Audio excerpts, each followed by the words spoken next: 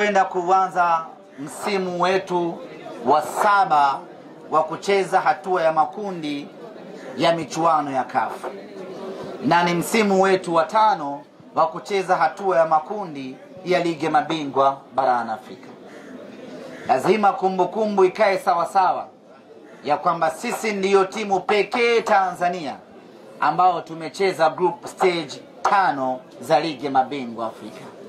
Hakuna timu yeyote yenye rekodi kama hiyo.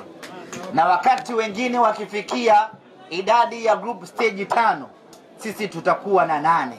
Wakifikia 8, sisi tutakuwa na 11. Kimsingi ni kwamba hawatatupata tena kwenye mafanikio ya michuano ya Afrika. Kwa hili ni jambo la kujivunia sana sisi wana Simba kuwa na mafanikio haya ya mfululizo ya kucheza mara 5 hatua ya makundi ya ligi mabingwa Afrika. Mara zote ambazo tumecheza hatua ya makundi tumekutana na timu ngumu, lakini kwa kudra zake Mwenyezi Mungu na kwa ubora wa wachezaji wetu na mipango ya viongozi wetu, mara zote tumevuka na tumeenda hatua ya robo finali. Mwaka huu tumekutana na kigingi ama vigingi vizito kweli kweli kwenye kundi letu, kundi D.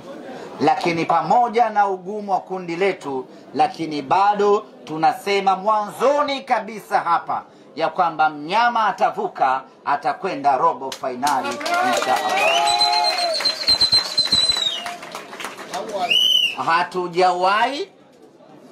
Hatujazoea, haijawahi kuwa hivyo kwa Simba Sports Club kuishia hatua ya makundi tangu tumeanza kutawala soka la Afrika.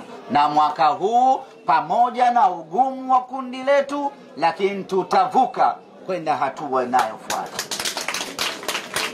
Lakini kuvuka kwetu kwa safari hii kunahitaji tufanye kazi kweli kweli. Tunahitaji tushikamane kweli kweli. Tunahitaji tuwe nguvu moja ya dhati ili tuweze kuvuka. Sio nyepesi hata kidogo, lakini tutavuka. Na ili tuweze kuvuka, lazima tuanze vema tarehe 23 dhidi ya Petro Atletico di Luanda kutoka Angola. Ndugu